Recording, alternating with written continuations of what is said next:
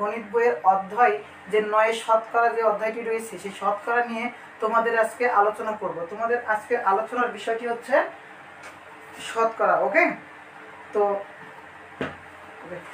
তো তোমরা এখন দেখো যে তোমাদের আজকে আলোচনার বিষয় শতকরা। তো তোমাদের শতকরা আজকের ক্লাসটি ক্লাস 1 এর মাঝে রাখবো। তোমাদের এই ক্লাস দেখো শতকরা থেকে তোমাদের 3টি ক্লাস নেব। তোমাদের 3টি বিষয়ের উপর যে শতকরার অংশগুলো ভাগ করা হয়েছে তার মাঝে তোমাদের আজকে ক্লাস 1 নিয়ে আলোচনা করব। ওকে, তো তোমাদের এই শতকরা অধ্যায়ে প্রথম তোমাদের যে সংক্ষিপ্ত প্রশ্ন, এখান থেকে সর্বোচ্চ সংক্ষিপ্ত প্রশ্ন কাকে বলে এই টাইপের প্রশ্ন একটাই থাকবে, সেটা হচ্ছে শতকরা কি। হ্যাঁ, তো শতকরা কি, আর যেগুলো প্রশ্নগুলো থাকবে সেগুলো থাকবে ম্যাথামেটিক্যালি, অর্থাৎ তোমাকে সমাধান করে সেগুলো বের করতে হবে। ওকে, তো এখান থেকে তোমাকে একটা ছোট্ট প্রশ্ন মনে রাখতে হবে যে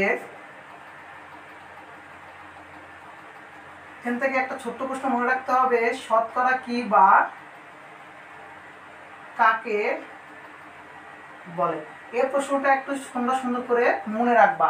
শতকরা বলতে কি বোঝানো হয়? হ্যাঁ, শতকরা বলতে বোঝানো হয় যে শতকরা এমন একটি অনুপাত, কি বললাম বলতো, শতকরা এমন একটি অনুপাত যা ভগ্নাংশ রূপে প্রকাশ করা যায়। কি বললাম বলতো, ভগ্নাংশ রূপে প্রকাশ করা যায়। ওকে, তাহলে এটাকে কি রূপে প্রকাশ করা যায় বলতো, ভগ্নাংশ রূপে প্রকাশ করা যায়। তাহলে শতকরাকে আমরা কি রূপে প্রকাশ করতে পারি?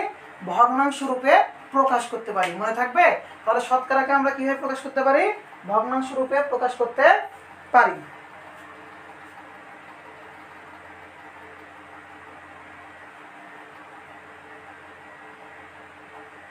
তাহলে এখান থেকে শতকরা থেকে তোমাদের যে প্রশ্নগুলো থাকবে, যে ছোট প্রশ্ন শতকরা কি, তাহলে তোমরা মনে রাখবা যে শতকরাকে আমরা কিভাবে মনে রাখতে পারি? ভগ্নাংশ রূপে। অর্থাৎ শতকরাকে আমরা কিভাবে বলবো? লব এবং হর আকারে লেখা যায়। লব এবং হর আকারে লেখা যায়। ওকে, শতকরাকে আমরা কিভাবে লিখতে পারি? লব এবং হর আকারে, যেটাকে বলা হয় কি? ভগ্নাংশ। সেটাকে কি বলা হয়? ভগ্নাংশ। তো এরপরে তোমাকে এখান থেকে প্রশ্ন বলতে হয় যে শতকরা, হ্যাঁ, শতকরা কি দ্বারা প্রকাশ করা হয়, বা শতকরা প্রতীক চিহ্নটা কি? শতকরার প্রতীক চিহ্নটা কি? ওকে, এখান থেকে আরেকটা প্রশ্ন রয়েছে যে শতকরার প্রতীক চিহ্নটা কি। তো দেখো তো যে এখান থেকে আরেকটা কথা জানতে হয় যে শতকরার প্রতীক চিহ্ন। ওকে, এখান থেকে আরেকটা প্রশ্ন যে শতকরাকে কি প্রতীক দ্বারা প্রকাশ করা হয়? কি প্রতীক দ্বারা প্রকাশ করা হয়? ওকে, এখান থেকে আরেকটি প্রশ্ন কি জানতে হবে যে শতকরাকে আমরা কি প্রতীক দ্বারা প্রকাশ করি? ওকে, শতকরাকে আমরা প্রকাশ করি কি দ্বারা বলতো? পার্সেন্ট দ্বারা। এটাকে কি বলা হয় বলতো? পার্সেন্ট। কি বলা হয় বলতো? পার্সেন্ট, যেটাকে আমরা কি বলি? শতকরা বলি, তাই না? শতকরাকে তাহলে আমরা কি দ্বারা প্রকাশ করি? পার্সেন্ট দ্বারা প্রকাশ করি। কি দ্বারা বলতো? পার্সেন্ট দ্বারা প্রকাশ করি। ওকে, শতকরাকে আমরা পার্সেন্ট দ্বারা প্রকাশ করি। এরপর এখান থেকে যে আমাদের শতকরা থেকে যে সকল আমাদের অঙ্কগুলো আসে, যেমন তোমাকে বলা হয় শতকরায় আরেকটি কথা যে পার্সেন্ট সমান আমরা কি লিখতে পারি? কি বললাম যে শতকরায় আমরা পার্সেন্ট সমান কি লিখতে পারি? পার্সেন্ট সমান আমরা লিখতে পারি 1/100, বা যেটাকে আমরা বলতে পারি যে 100 ভাগের 1 ভাগ। কি বললাম বলতো? 100 ভাগের 1 ভাগ, যেটা হচ্ছে আমাদের পার্সেন্ট বা শতকরা। ওকে, তাহলে এখানে আমরা যদি তোমাকে বলি যে 1% সমান কত বলতো? 1% সমান কত? এখানে 1% সমান বলতে বোঝানো হয় যে পার্সেন্ট মানে কি বললাম বলো? 1 ভাগের 100 ভাগের 1 ভাগ, যেটাকে 1/100 বলা হয়। তাহলে 1 গুণিত কি লিখতে পারবা? দেখো তো, এভাবে লিখতে পারো না? তাহলে 1 কি করবো আমরা? গুণ করবো। 1 1 100। তাহলে পার্সেন্ট মানে যে 1/100, 1% মানে সেটা। তাহলে তোমাকে বলা হলো যে 25% মানে কত? কি বলা হলো? 25% মানে কত? তখন তুমি কি লিখবা বলো তো? 25% সমান লিখতে পারবা যে 25/100। ওকে, এইভাবে আমরা পার্সেন্টগুলোকে ভাঙিয়ে লিখতে পারি। তো আমরা যে প্রশ্নগুলো, ছোট প্রশ্নগুলো অর্থাৎ সংক্ষিপ্ত প্রশ্নগুলো তোমাদের গাণিতিক টার্মসে থাকবে, সেই সকল গাণিতিক যে প্রশ্নগুলো টার্মসে থাকবে সেই সকল প্রশ্ন নিয়ে তোমাদের এখন বলবো। তো দেখো তো, ওকে, তাহলে দেখো তো যে এখান থেকে তোমাদের যে ছোট ছোট প্রশ্নগুলো গণিত টার্মসে থাকবে,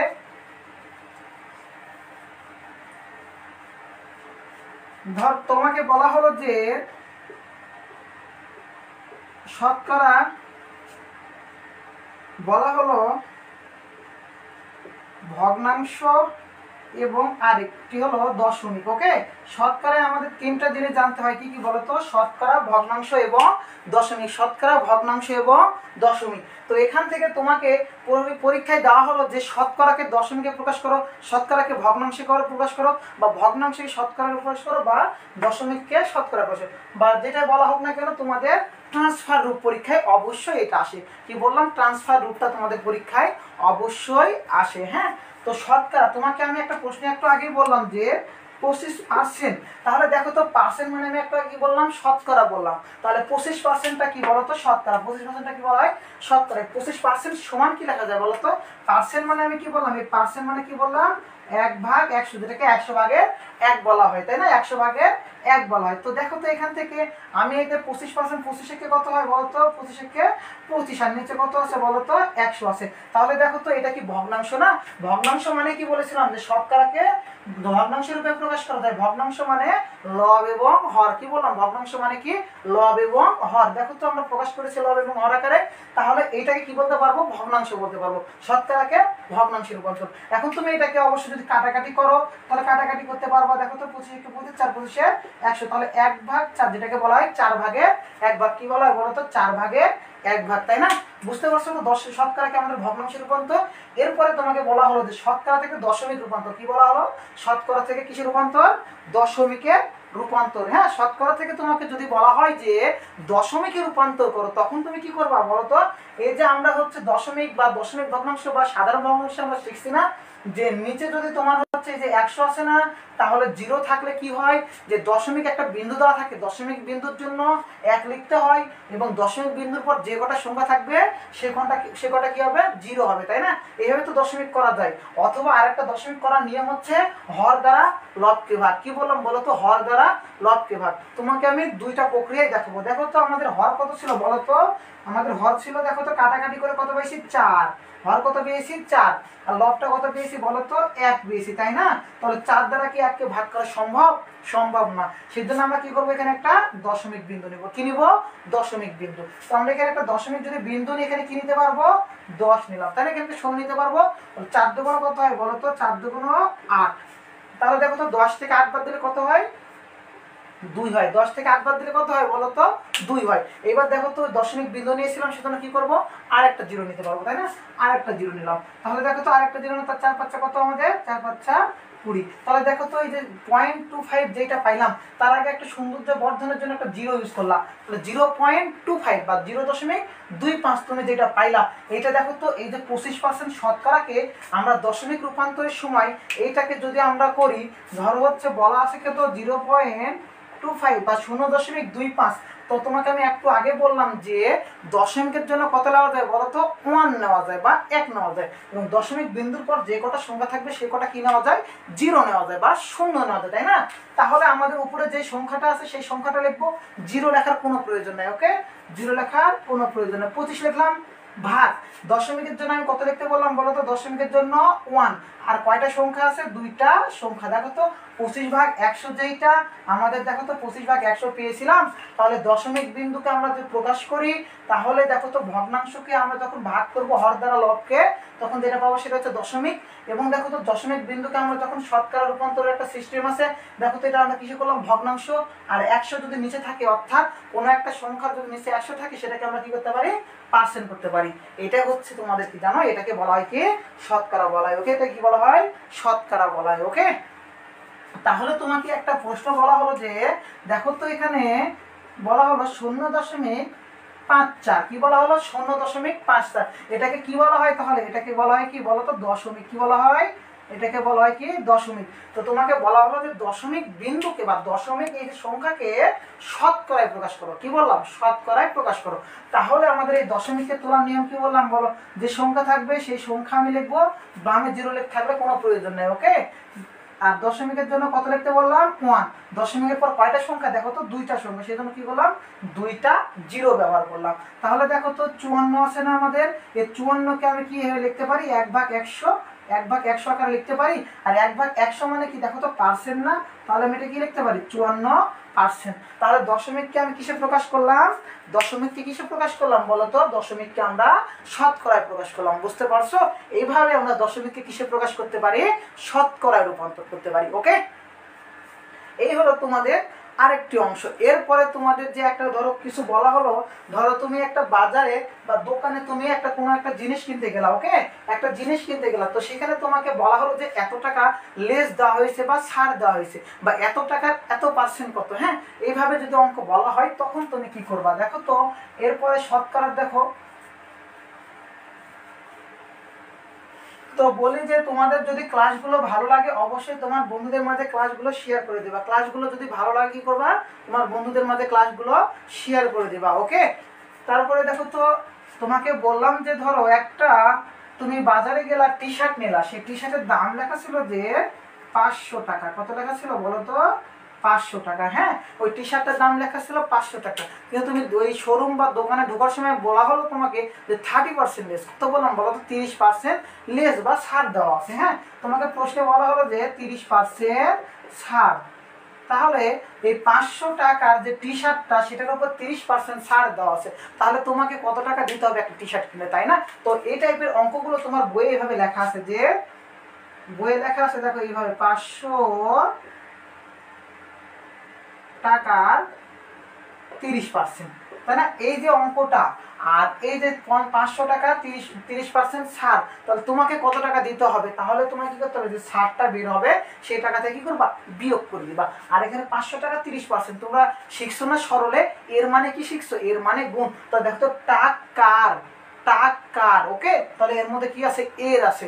এর মানে কি বললাম বলতো, এর মানে কি বললাম, গুণ। এর মানে কি বললাম, গুণ। 30%, পার্সেন্ট মানে একটু আগে কি শিখলাম বলো বলো, পার্সেন্ট মানে কি শিখলা, 1/100। তাহলে 1/100 মানে কি 30/100 না, 30/100 না। এবার দেখো তো এই যে হরের 0 লবের 0 কাটলাম। ওকে, হরের 0 লবের 0 কাটলাম। তো অনেকে প্রশ্ন করে স্যার এটা আমি কাটবো, উপরেরটাই কাটা যাবে কিনা? অবশ্যই কাটা যাবে, সেটা কোনো সমস্যা না। তোমাকে যেভাবে কেটে তোমার সহজ হয় তুমি সেভাবে করবা। ওকে, কারণ এই হরের সাথে সবসময় তুমি লবকে ভাগ করতে পারবা, কিন্তু এইভাবে অঙ্ক আছে 100 আর 500, তুমি এটাকে গুণ করে দিলা, কখনোই সম্ভব না।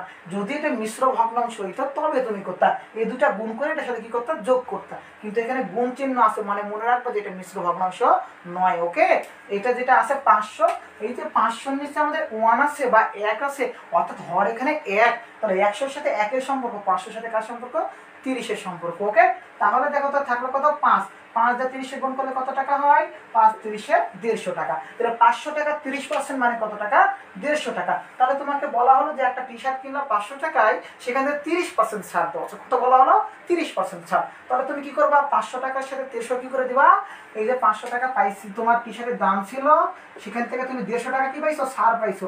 150 টাকা কি পাইছো, ছাড় পাইছো। তাহলে তোমার টি শার্টের দাম কত দিতে হবে, 350 টাকা।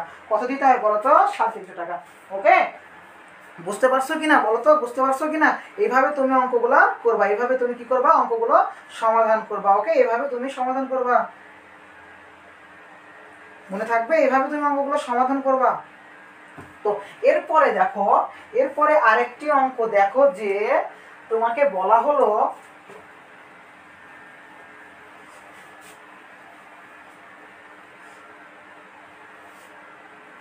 হ্যাঁ দেখো, যে তোমাদের বইয়ে বলা আছে যে এইভাবে একটা বলার টাকা বলা হয়েছে, কত টাকার, ধরো তোমাকে বললাম 30%, কত টাকার 30% হলো, ধরো 12 টাকার কথা বললাম, কি বললাম আমি, 12 টাকা। কত টাকা 30% হলো 12 টাকা। এইভাবে তোমাকে যদি প্রশ্ন বলা হয়, মেবি তোমাদের একটা অনুশীলনে বইয়ে দেওয়া আছে এত টাকার 56% 42 টাকা, এত টাকার 56% 42 টাকা, তাই না? এইভাবে দেখবে তোমাদের অনুশীলনে একটা প্রশ্ন দেওয়া আছে। হ্যাঁ, তো এই অঙ্কগুলোকে তুমি সবসময় তাকাবা এখানে পার্সেন্টেজ দিকে। কার দিকে বললাম বলতো, পার্সেন্টের দিকে তাকাবা। ওকে, তাহলে দেখো তো তুমি 30%কে তুমি ভাঙাও তো কি লেখা যায়, 30 ভাগ কত লেখা যায় বলো তো, 100। 30 ভাগ কত লেখা যায়, 100। ওকে, তাহলে 0 0 তুমি কেটে দাও, তাহলে থাকলো কত বলো তো, 3/10। কিন্তু তোমাকে বলা হয়েছে 30%-এ কত টাকা, 12 টাকা। তাহলে তুমি 3-এর সাথে তুমি কত গুণ করলে 12 পাবা, সেটা যে কাজটা করবা, তোমাদের একটা সমহারের নিয়ম শেখানো আছে না, তোমরা যদি সমহারের নিয়মটা না শিখে থাকো, তোমাদের বৃত্তির জন্য যে স্পেশাল ক্লাসগুলো দেওয়া আছে, তোমরা ওখানে যা সমহার বিশিষ্ট ভগ্নাংশের ক্লাস ফ্রি দেওয়া আছে, হ্যাঁ ওই ক্লাসটা তোমরা দেখে আসতে পারো। তাহলে দেখো তো এখানে 12 করার জন্য আমাকে কত করতে হবে, 3 4 12। আমি যদি লবে যেটা দ্বারা গুণ করবো, হরে কি করবো, সেটা দ্বারাই গুণ করতে হবে, তাই না? তাহলে 3 4 12, আর নিচে কত হবে বলো, 4 10 40। তাহলে আমাদের কত টাকা বলো, 40 টাকা 30% সমান 12 টাকা। ওকে, তাহলে 40 টাকা 30% সমান কত টাকা আমাদের, 12 টাকা। মনে থাকবে? তাহলে 40 টাকা 30%ই হলো কি টাকা আমাদের, 12 টাকা। ওকে, এরপরে দেখো তো তোমাদের বইয়ে আর যেসব অঙ্কগুলো রয়েছে, ছোট ছোট প্রশ্নগুলো, যদি কোনো সমস্যা থাকে অবশ্যই জানাতে পারবা, কোনো সমস্যা নেই। এরপরে তোমাদের যে প্রশ্নগুলো ছিল, যেগুলোকে তোমরা সংক্ষিপ্তর মাঝেও পাবা এবং বড় প্রশ্নের মাঝেও পাবা, কি বললাম যে সংক্ষিপ্তর মাঝেও তুমি পাবা, সৃজনশীলের মাঝেও পাবা, সেই প্রশ্নগুলো নিয়ে এবার তোমাদের আলোচনা করব। আজকের ক্লাসটি আমি ক্লাস 1 ভাগে বিভক্ত করেছি। ওকে, ক্লাস 1 ভাগে। এরপরে তোমাদের ক্লাস 2 এবং ক্লাস 3 আপলোড দেওয়া হবে। ওকে, ক্লাস 2 এবং ক্লাস 3। ওকে, এখন দেখো তো তোমাদের যে প্রশ্নগুলো সৃজনশীল এবং এমসিকিউ দুইটার ক্ষেত্রে প্রযোজ্য। অর্থাৎ এমসিকিউ বলতে বোঝানো হয় কি জানো, বহু নির্বাচনী। কি বলা হয়, বহু নির্বাচনী। তাহলে তুমি এই যে অঙ্কটা শিখলা, বহু নির্বাচনী পারবা, সংক্ষিপ্ত প্রশ্ন পারবা, সৃজনশীল পারবা। তাহলে তোমাদের লাভ কি না বলো? তাহলে এই অঙ্কগুলো ভালোভাবে শিখবা, দেখবে যে 3টা ধরনের অঙ্ক তুমি পারছো। ওকে, তো দেখো তোমাকে আমি বললাম তোমাদের বইয়ে একটা লেখা আছে যে সখীপুর গ্রামে ধরো এতজন লোকের মধ্যে এতজন শিক্ষিত, বা এতজন লোকের মধ্যে এত পার্সেন্ট অশিক্ষিত, বা ধরো তোমাকে বলা হলো যে একটা স্কুলের এতজন অনুপস্থিত এতজন অনুপস্থিত। এইভাবে অঙ্কগুলো প্রত্যেকটা অঙ্কের আমি নিয়মটা একটা অঙ্ক দিয়ে করে দেবো। তো দেখো তো তোমরা, যে তোমাকে বলা হলো সখীপুর গ্রামের, ওকে কি বললাম যে সখীপুর গ্রামের 320 জন লোকের মধ্যে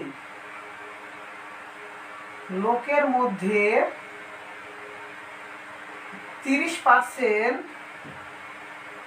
লোক শিক্ষিত।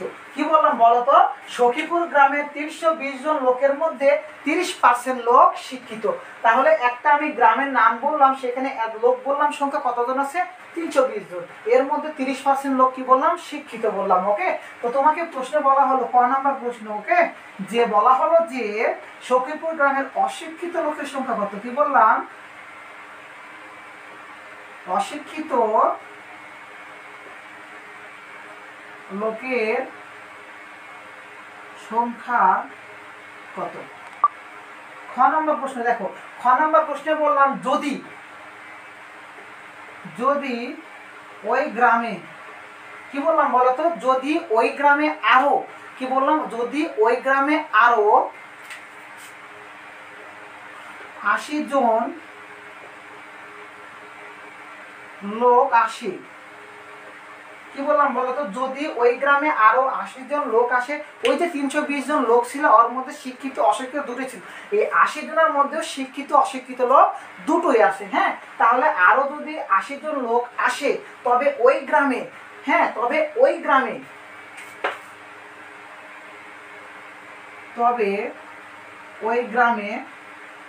এখান থেকে দেখো আমি 2টা প্রশ্ন বানিয়ে দিচ্ছি। হ্যাঁ, ওই গ্রামে শিক্ষিত লোকের সংখ্যা কত, শিক্ষিত লোকের সংখ্যা কত। এখান থেকে আর একটা প্রশ্ন আমি দিলাম যে অশিক্ষিত লোকের সংখ্যা কত। ওকে, কি বললাম যে ওই গ্রামে এতজন লোক যদি আসে, তাহলে শিক্ষিত লোকের সংখ্যা কত, অশিক্ষিত লোকের সংখ্যা কত। আরো তোমাকে 2টা প্রশ্ন আমি অ্যাড করে দিলাম। ওকে, এখানে যদি আমি আরেকটা প্রশ্ন অ্যাড করতে চাই, যে এই 320 জন লোকের মধ্যে আমি বললাম যে পার্সেন্টে 30% না, বললাম যে 40%, 50%, 60%, তাহলে তার একটা প্রশ্ন বলা হলো যে ওখান থেকে অশিক্ষিত লোকের সংখ্যা কত। ওকে, প্রশ্ন সৃজনশীলগুলো এইভাবে মডারেট করা হয়, অর্থাৎ একটা প্রশ্নকে অন্যভাবে মডারেট করে তোমাদের মাঝে বৃত্তি পরীক্ষা দেওয়া হবে। প্রশ্নগুলো দেখবে যে সবগুলো প্র্যাকটিসের মধ্যে থাকবে, শুধু প্রশ্ন ধরাটা বুঝতে হবে। ওকে, তো তোমাদের এখান থেকে আমি প্রথমে এমসিকিউর একটা নিয়ম শেখাবো। কি বললাম, প্রথমে একটা এমসিকিউর নিয়ম শেখাবো। হ্যাঁ, এমসিকিউর নিয়মটা যে তুমি অঙ্কটা সুন্দর করে বুঝবা যে 320 জন লোকের মধ্যে এত পার্সেন্ট লোক শিক্ষিত। তোমাকে একটু আগে একটা অঙ্ক শিখালাম না যে 500 টাকার এত পার্সেন্ট, তো ওই অঙ্কটাকে তুমি মনে করো 320 এর 30%। কি বললাম, 320 এর 30%। তো দেখো তো 320 এর 30%। তো আমি 320 যদি 30% বের করি তাহলে আমি কি পাবো বলো তো, শিক্ষিত লোক সংখ্যা পাবো। কি পাবো, শিক্ষিত লোক সংখ্যা পাবো। তোমাকে এইভাবে একটা বড় অঙ্ক দেওয়া হয়েছে তোমাকে এমসিকিউতে, তুমি কি করবা, অঙ্কটাকে বড় করে সৃজনশীলের মতো করে সমাধান করবা, তোমার তো সময় থাকবে না। হ্যাঁ, সেজন্য কি করবা, এই শর্ট নিয়ে মনে রাখবা, অঙ্কটা দেখবা, সুন্দর করে বুঝে অঙ্কটা করবা। এর মানে একটা কি বললাম, এর মানে গুণ। এর মানে কি বললাম বলো তো, এর মানে গুণ। তাহলে দেখো তো 320 এর 30% মানে কি 100 দ্বারা ভাগ। তাহলে দেখো তো 0 0 কাটলাম, এই পাশে 0 0 কাটলাম, তাহলে থাকলো নিচে কত 1, 1 এর তো প্রয়োজন নেই।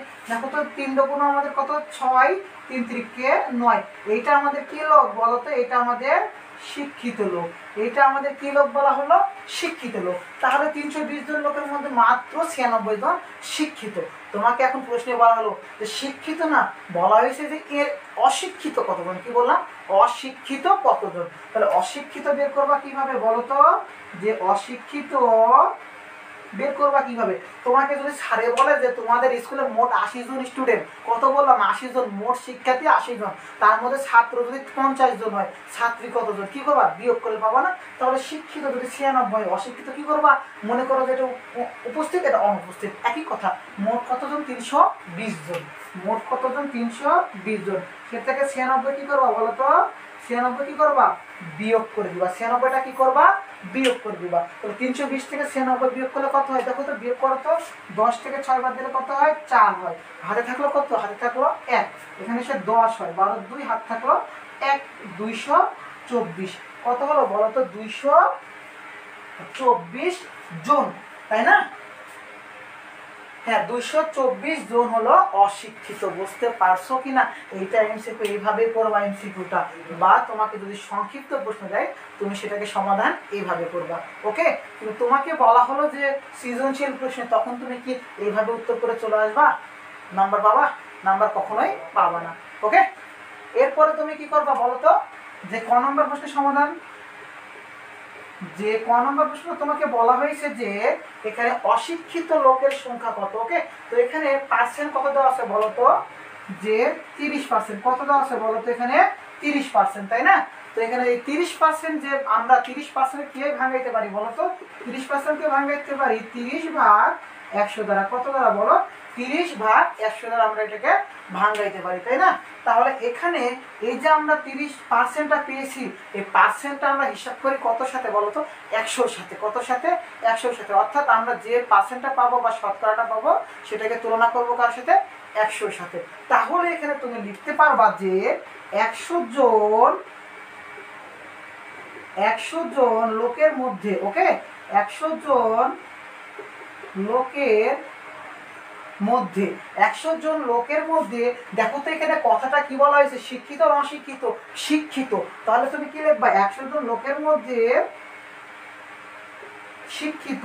100 জন লোকের মধ্যে শিক্ষিত কয়জন বলো তো, 30 জন। আমি কি বললাম, পার্সেন্ট মানে কার সাথে তুলনা করবা, পার্সেন্ট কথাটা আসলে তুলনা করবা 100-র সাথে। তাহলে 100 জন লোকের মধ্যে শিক্ষিত কয়জন দেওয়া আছে, আমাদের 30 জন দেওয়া আছে। ওকে, কতজন বললাম, 30 জন। তাহলে এখানে লিখবা, অতএব একজন লোকের মধ্যে শিক্ষিত 30 ভাগ 100 জন। 30 ভাগ 100 জন। এখানে দেখো তো মোট কতজন দেওয়া আছে, 320 জন। মোট কতজন দেওয়া আছে বলো তো, 320 জন, তাই না।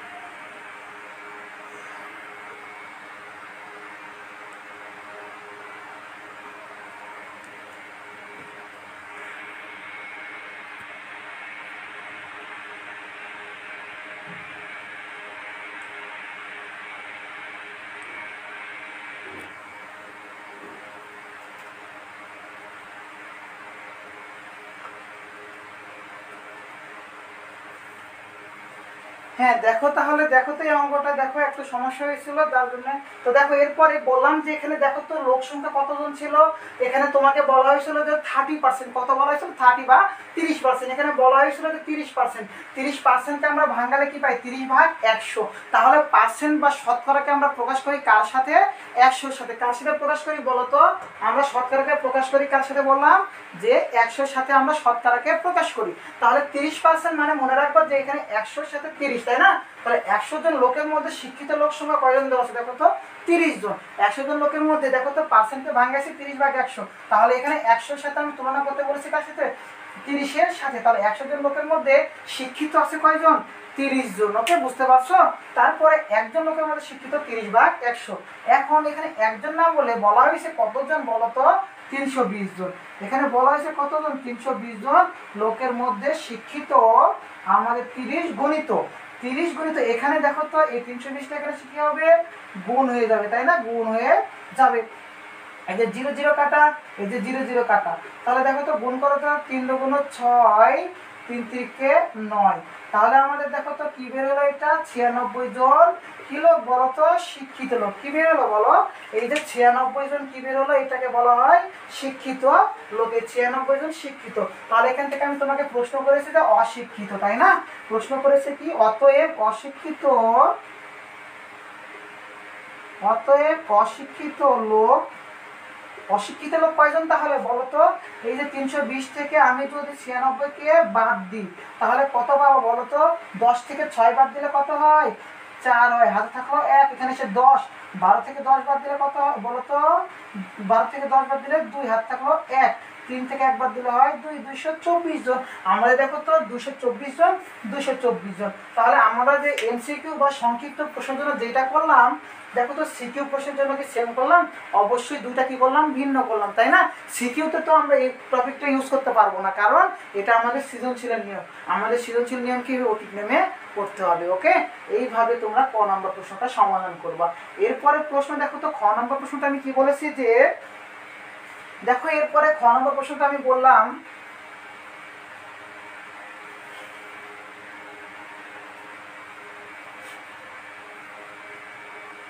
খ নম্বর প্রশ্নটা আমি কি বলেছি দেখো তো, যে যদি ওই গ্রামে 80 জন লোক আসে, অর্থাৎ ওই গ্রামের লোক আরো কতজন আসবে, 80 জন আরো আসবে। তাহলে লোক সংখ্যা কত ছিল বলতো? তাহলে বর্তমান আমি লোক সংখ্যা কত লিখতে পারি, বর্তমান লোক কত লিখতে পারি, লোক বা লোক সংখ্যা, তাই না? আগে ছিল কতজন, 320 জন। পরে আবার কতজন আসলো, 80 জন। তাহলে যোগ করলে কত হবে বলতো, 400 জন। তাহলে লোক সংখ্যা কতজন হলো বলতো, বর্তমান লোক হলো কতজন, 400 জন। এখন বলা হয়েছে 400 জন লোকের মাঝে শিক্ষিত লোকের সংখ্যা কত, 400 জন লোকের মাঝে শিক্ষিত লোকের সংখ্যা কত। তাহলে তুমি কি করবা বলো তো, এখানে অতএব আমার কত পার্সেন্ট লোক শিক্ষিত, 30% লোক শিক্ষিত। তাহলে লিখবা কি বলতো, 400 জন লোকের মাঝে 30% লোক শিক্ষিত। তাহলে আমাদের অঙ্কটা কি 30%-এরই না? তাহলে 30% কি লেখা যায় বলতো, 30/100 লেখা যায়। 30/100 লেখা যায়, তাই না? আমরা তাহলে এই 100-কে প্রকাশ করব কার সাথে বলতো, এই 100-কে আমরা প্রকাশ করব কার সাথে, 30-এর সাথে। সেম ভাবে অঙ্কটা করবা। ওকে, লিখবা যে 100 জন লোকের মাঝে বা মধ্যে, 100 জন লোকের মাঝে বা মধ্যে শিক্ষিত, শিক্ষিত কয়জন, শিক্ষিত 30 জন। 100 জন লোকের মাঝে শিক্ষিত কয়জন, 30 জন। তাহলে একজন লোকের মধ্যে শিক্ষিত কি হবে বলতো, 30 দ্বারা কাকে ভাগ যাবে, 100-কে কি যাবে, ভাগ যাবে, তাই না?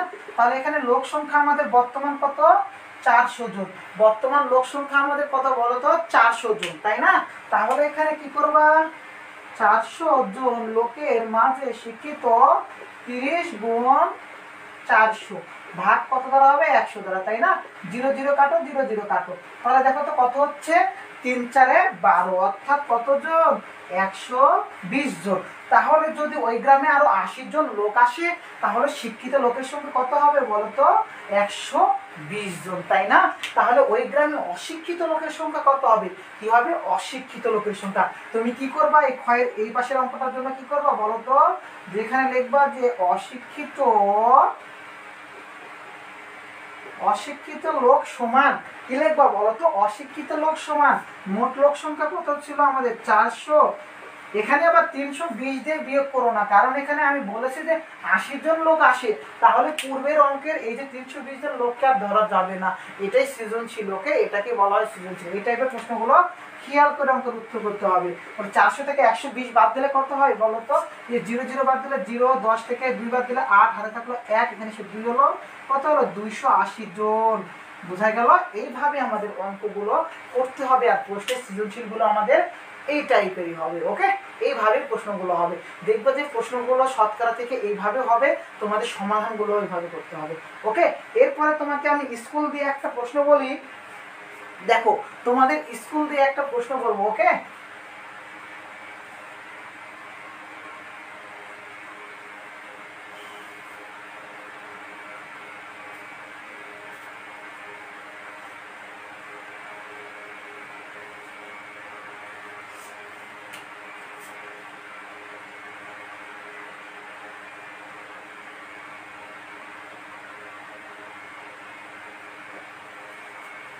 হ্যাঁ, দেখো দেখো তো, এই ক্লাসগুলো যদি তোমাদের ভালো লাগে অবশ্যই তোমার বন্ধুদের মাঝে ক্লাসটি শেয়ার করে দেবা। কি করবা? অবশ্যই তোমার বন্ধুর মাঝে ক্লাসটি শেয়ার করে দিবা। ওকে, ধন্যবাদ। এরপরে দেখো যে তোমাকে বলা হলো, দেখো তোমার বইয়ের একটা অঙ্ক যে আছে না, দেখো তো 2 নাম্বার অঙ্কটা অনুশীলনীতে কি আছে বলো তো?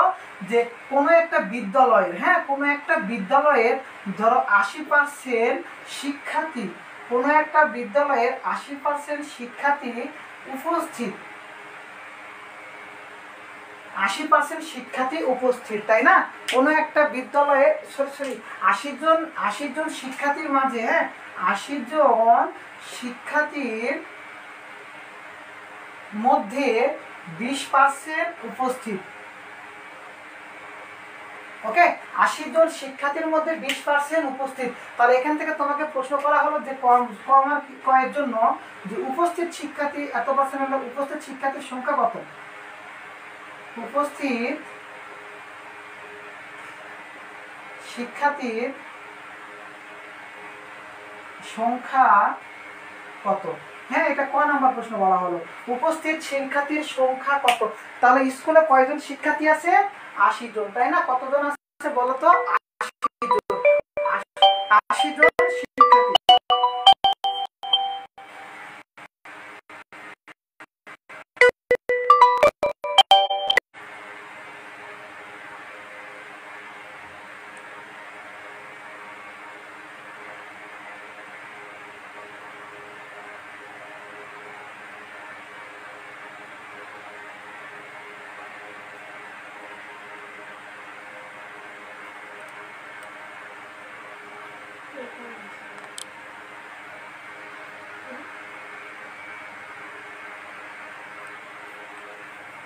হ্যাঁ, দেখো তো, তাহলে কি বলা হলো যে একটা ফোন কল আসছিল। দেখো এরপরে যে একটা মানে বলা হয়েছে যে একটা বিদ্যালয়ে 80 জন শিক্ষার্থী, তার মধ্যে উপস্থিত শিক্ষার্থীর সংখ্যা 20%, তাই না?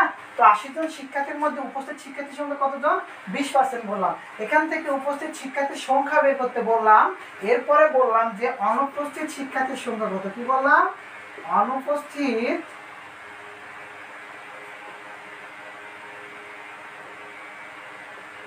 শিক্ষার্থীর সংখ্যা কত, তাই না? দেখো তো, উপস্থিত শিক্ষার্থীর সংখ্যা বললাম এবং অনুপস্থিত শিক্ষার্থীর সংখ্যা বললাম। তো এই প্রশ্নে দেখো তো, উপস্থিত শিক্ষার্থীর সংখ্যা কত হবে বলো তো? এই অঙ্কটাকে বের করার সময় তুমি কি করবা? এই অঙ্কটা বের করার সময় কি করবা বলো তো? সলিউশন লিখবা, যেভাবে কথা সেইভাবে কাজ। তাহলে এখানে দেখো তো আমাদের কি পড়া আছে যে শতকরা কত দেওয়া আছে? 20%। শতকরা কত দেওয়া আছে বলো তো? 20%। তাহলে 20% দিয়ে ভাঙলে কি পাবো বলো তো? 20/100। কত পাবো বলো? 20/100, তাই না? তাহলে 20 ভাগ আমি যে 100টা পাইলাম, তাহলে এখানে আমি তুলনা করতে বললাম এই 20% কার সাথে? 100-র সাথে। শতকরা মানে কার সাথে তুলনা? 100-র সাথে তুলনা, তাই না? মনে থাকবে, যেইভাবে বলেছি সেইভাবে কাজ করবা। তাহলে এখানে আমরা তুলনা করবো কার সাথে? 100-র সাথে। তাহলে দেখবা যে 100 জন শিক্ষার্থীর 100 জন শিক্ষার্থীর মধ্যে, হ্যাঁ, তাহলে উপস্থিত শিক্ষার্থী কতজন বলতো? উপস্থিত কয়জন? 20 জন। তুলনা করতে বলেছে 100 কে কার সাথে? 20 এর সাথে। তাহলে 100 জন শিক্ষার্থীর মধ্যে উপস্থিত কয়জন? 20 জন। ওকে, তাহলে এখানে কি লিখবা? একজন শিক্ষার্থীর মধ্যে উপস্থিত 20 ভাগ 100। তাহলে একজন শিক্ষার্থীর দেখো তো মধ্যে উপস্থিত কয়জন? 20 ভাগ 100। তোমার স্কুলের শিক্ষার্থীর সংখ্যা কয়জন? 80 জন। কয়জন শিক্ষার্থীর সংখ্যা? 80 জন। তাহলে এটাকে কি লিখবা? 80 জন শিক্ষার্থীর মধ্যে উপস্থিত 20 গুণ 80 ভাগ 100 জন। তাহলে কি করবা? 0 0 কাটবা, 0 0 কাটবা। তাহলে দেখো তো কয়জন হলো? 8 দুগুণ 16। তাহলে মাত্র কয়জন উপস্থিত? আর কতজন উপস্থিত বলো তো? 16 জন। তাহলে 80 জন শিক্ষার্থীর মধ্যে 20% উপস্থিত বললে কত হবে? আমাদের স্কুলে উপস্থিত সংখ্যা কত হবে? 16 জন। ওকে, এই যে আমাদের ক নম্বর প্রশ্নটা হবে কত? 16। ক নম্বর প্রশ্নটা কত হবে? 16 জন। এখন খ নম্বর প্রশ্নটা বলা হয়েছে যে অনুপস্থিত শিক্ষার্থীর সংখ্যা কত? কি বলা হয়েছে? অনুপস্থিত শিক্ষার্থীর সংখ্যা কত, তাই না? তাহলে খ নম্বর প্রশ্নটা কিভাবে করবা? খ নম্বরটা বলো তো, এটা আমাদের ছিল ক নাম্বার। হ্যাঁ, খ নম্বরটা করবা যে অনুপস্থিত শিক্ষার্থীর, দেখো তো মোট শিক্ষার্থী আমাদের কতজন? 80 জন। মোট শিক্ষার্থী কতজন? 80। সেটা থেকে আমরা কি করব? উপস্থিত শিক্ষার্থীর সংখ্যা কয়জন হলো? 16 জন। এই 16 জনকে কি করবো বলো তো? বিয়োগ করে দিব, তাই না? 16 জনকে কি করবো? বিয়োগ করব। তাহলে 80 থেকে 16 বিয়োগ করলে কত হয় বলো তো? 10 থেকে 6 বাদ দিলে 4। হাতে থাকলো কত বলো? হাতে থাকলো 1। এই যে একের সাথে 1 আসে 2। তাহলে 8 থেকে 2 বাদ দিলে কত হয়? 6। তাহলে অনুপস্থিত শিক্ষার্থী কতজন? 64 জন। তাহলে কতজন হলো বলো তো? এটা আমাদের কত হইলো উত্তর? 64 জন। ওকে, মনে থাকবে? এইভাবে আমাদের অঙ্কগুলোকে কি করতে হবে? সমাধান করতে হবে। ওকে, এইভাবে আমরা অঙ্কগুলো সমাধান করতে পারবো। হ্যাঁ, তোমাকে আবার এই প্রশ্নটা আমি ঘুরিয়ে বললাম যে 80 জন শিক্ষার্থীর মধ্যে 20% মেয়ে বা ছাত্রী। তাহলে 80 জন শিক্ষার্থীর মধ্যে 20% ছাত্রী হলে তাহলে এখানে বলা হলো যে শিক্ষার্থীর মধ্যে ছাত্র কতজন? কি বলা হলো? ছাত্র কতজন। দেখো তো প্রশ্নের প্যাটার্নটা সেম, শুধু প্রশ্ন কি কথাটা কি হবে? ভিন্ন হবে। ওকে, কথাটা কি হবে? ভিন্ন হবে। মনে থাকবে? এইভাবে অঙ্কগুলো তোমরা সমাধান করবা। এখন প্রশ্ন যে তোমাদের আমি যে দেখো তো প্রশ্নগুলো কি করালাম? সিকিউ করালাম। তো তোমরা বহু নির্বাচনীতে পাইলা বা সংক্ষিপ্ত পাইলা, তুমি কি করবা? এত বড় অঙ্ক করে তুমি সংক্ষিপ্ত করবা? 2 মার্কের জন্য প্রয়োজন নেই। তো দেখো তো এখান থেকে তোমাদের শিখিয়ে দিচ্ছি যে এমসিকিউর জন্য আমি এমসিকিউতে কি বললাম? এমসিকিউ মানে কি? বহু নির্বাচনী। ওকে, বহু নির্বাচনী বা তোমাদের বলা হয় যে টিক দাও। কি বলা হয়? টিক দাও, তাই না? তো দেখো তো এখানে বলা হয়েছে যে 80 জন শিক্ষার্থীর মধ্যে 20% উপস্থিত। তাহলে কি করবা? 80 জনের মধ্যে এর মানে কি বললাম? গুণ 20%। তাহলে এই যে আমাদের 80, দেখো তো 20 নিচে কত হবে বলো? 100 হবে। কত হবে? 100 হবে। পার্সেন্ট মানে নিচে 100। 0 0 কাটো, 0 0 কাটো। তাহলে কত হয় বলো তো? 8 দুগুণ 16 জন। তাহলে উপস্থিত কতজন হলো? 16 জন। তাহলে এটা আমাদের কি ছিল মনে করো? সংক্ষিপ্ত ক। ওকে, ছোট প্রশ্নের জন্য। আর খ নম্বরে তুমি কি করবা? অনুপস্থিত। তাহলে অনুপস্থিতে কি করবা? অনুপস্থিতে কি করবা? 80 থেকে 16টা খালি বিয়োগ করে দিবা। এই হলো তোমার 64 জন হলো অনুপস্থিত শিক্ষার্থীর সংখ্যা। বুঝতে পারছো? অনুপস্থিত শিক্ষার্থীর সংখ্যা। ওকে, এরপরে তোমাদের এই অধ্যায় থেকে তোমাদের যে সরল মুনাফা রয়েছে, সরল মুনাফার উপর অঙ্কগুলো এবং ক্রয় মূল্য বিক্রয় মূল্য অর্থাৎ লাভ ক্ষতির উপর যে সকল অঙ্কগুলো রয়েছে সবচাইতে সহজভাবে অর্থাৎ পানির মতো সহজভাবে তোমাদের বুঝিয়ে দেওয়া হবে। ওকে, যদি ক্লাসগুলো ভালো লাগে থাকে তোমাদের বন্ধুদের মাঝে ক্লাসটি অবশ্যই শেয়ার করে দিবা। আর তোমরা যদি প্রতিনিয়ত যদি ক্লাসগুলো দেখতে চাও তাহলে ফেসবুক পেজ জয় টিউটরে পেয়ে যাবা এবং ইউটিউব চ্যানেল জয় টিউটর 86-এ পেয়ে যাবা। হ্যাঁ, ওখানে তোমাদের প্লেলিস্ট দেওয়া হয়েছে 5ম শ্রেণীর বৃত্তি পরীক্ষাদের জন্য। তোমরা প্লেলিস্ট থেকে তোমরা ক্লাসগুলো দেখতে পারবা। সকলকে ধন্যবাদ।